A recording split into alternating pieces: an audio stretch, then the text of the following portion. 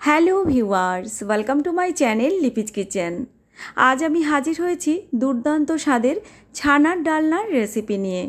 ছানার ডালনা নিশ্চয়ই অনেকবার বানিয়েছেন, একবার আমার মতো করে বানিয়ে দেখুন। আশা করছি আপনাদের খুব ভালো লাগবে। আমার চ্যানেল এখনও না সাবস্ক্রাইব করা থাকলে চ্যানেলটি সাবস্ক্রাইব করার অনুরোধ রইল। এখানে প্রায় 750 ml দুধ থেকে ছানা বানিয়ে নিয়েছি। আপনারা চাইলে ছানাটা দোকান থেকে রেডিমেড কিনে নিতে পারেন। ভালো করে ছানা থেকে জল ঝরিয়ে নিয়ে ঠেসে ঠেসে মোলায়েম করে মেখে নিচ্ছি। দেখুন, ঠিক এরকম মোলায়েম করে মেখে নিতে হবে। এরপর একটি ছোট সাইজের আলু সেদ্ধ করে নিয়েছি। সেদ্ধ করা আলুকে ভালো করে গ্রেট করে নেব। আপনারা চাইলে ম্যাশ করে নিতে পারেন। এখানে আমি আরও একটি উপকরণ যোগ করব, যেটা সাধারণত অনেকেই যোগ করেন না। এটা হলো 2 চামচ গুঁড়ো দুধ, আর মিশিয়ে দিচ্ছি 2 চামচ ময়দা। এই গুঁড়ো দুধ দিলে ছানার ডালনা কিন্তু স্বাদে অনেক বেশি ভালো হয়।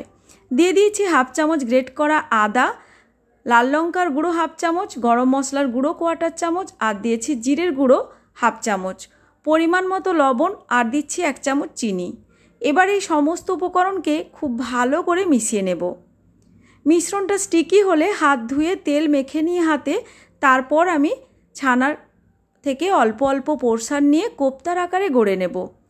দেখুন, ঠিক এভাবে গোল গোল পাকিয়ে নিয়ে তারপর একটু চ্যাপ্টা আকার দিয়ে নিচ্ছি। আর এভাবেই সমস্ত ছানার কোপ্তাগুলো গড়ে নিচ্ছি। হাতে একটু তেল লাগিয়ে নিলে এগুলো গড়ে নিতে বেশ সুবিধে হয়। এভাবেই সমস্ত কোপ্তাগুলো গড়ে নিলাম।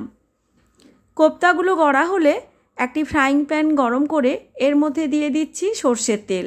তেলটা একটু বেশি করে দিয়েছি, যেহেতু ছানার কোপ্তাগুলো ভেজে নিতে হবে।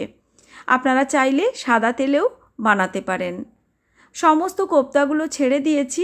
মিডিয়াম ফ্লেমে 2-3 মিনিট অপেক্ষা করার পর পাল্টে দিচ্ছি।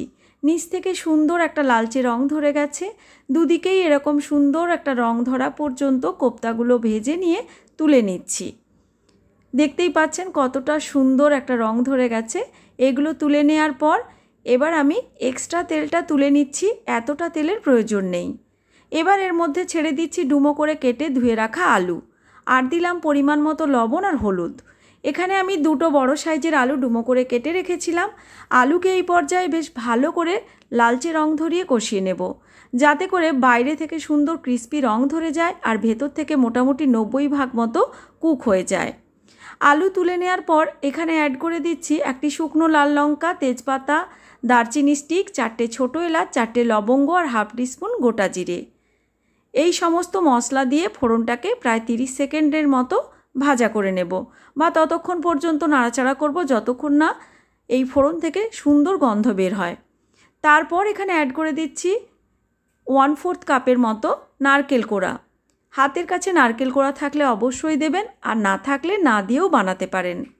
নারকেল কোড়া দিয়ে লো ফ্লেমে হালকা একটু রং ধরা পর্যন্ত নাড়াচাড়া করে নিয়েছি। আগে থেকে 1/2 চামচ লাল লঙ্কার গুঁড়ো, 1 চামচ কাশ্মীরি লাল লঙ্কার গুঁড়ো, 1 চামচ ধনে গুঁড়ো, 1/2 চামচ জিরে গুঁড়ো, 1/4 চামচ হলুদ গুঁড়ো, অল্প জল দিয়ে ভালো করে একটি মশলার মিশ্রণ বানিয়ে রেখেছিলাম। রান্নার আগে থেকে এরকম বানিয়ে রাখলে গ্রেভিটা সুন্দর তৈরি হয়। এবার সেই মশলার মিশ্রণ এখানে অ্যাড করে লো ফ্লেমে 2-3 মিনিট ভালো করে কষিয়ে নেব। ভালো করে কষানো হয়ে গেছে। আগে থেকে 1 ইঞ্চির থেকে একটু বেশি পরিমাণ আদা, 2টো কাঁচা লঙ্কা, একটি বড় সাইজের টমেটোকে মসৃণ করে বেটে রেখেছিলাম। এখন সেই মশলার মিশ্রণ এখানে অ্যাড করে দিয়েছি। এই পর্যায়ে মশলাকে কিন্তু খুব ভালো করে সময় নিয়ে কষিয়ে নিতে হবে। মশলা কষাতে কষাতে অ্যাড করে দিলাম পরিমাণ মতো লবণ আর 1 চামচ চিনি। ভালো করে মশলাকে একদম তেল রিলিজ হওয়া পর্যন্ত কষিয়ে নিয়েছি। আর তারপর অ্যাড করে দিয়েছি আলু। আলুর সঙ্গে মশলাকে আরও 3-4 মিনিট ভালো করে কষিয়ে নিচ্ছি। কষাতে কষাতে মশলা শুকিয়ে এলে মিক্সির জার ধুয়ে অল্প জল অ্যাড করেছি। মশলা আর আলু ভালো করে কষানো হলে গরম জল অ্যাড করে দিচ্ছি। পরিমাণ মতো গরম জল অ্যাড করে দিলাম, যেহেতু আলু আর ছানা দুটোই কিন্তু একটু ঝোল টেনে নেয়। 3-4 মিনিট ঢাকা দিয়ে রান্না করে নিলাম, যাতে করে আলু সুসেদ্ধ হয়ে যায়। ঝোলটাও একটু ঘন হয়ে গেছে। এই পর্যায়ে অ্যাড করে দিচ্ছি ছানার কোপ্তাগুলো। সমস্ত ছানার কোপ্তা যোগ করে দেওয়ার পর ভালো করে গ্রেভির সঙ্গে নাড়াচাড়া করে মিশিয়ে দিলাম।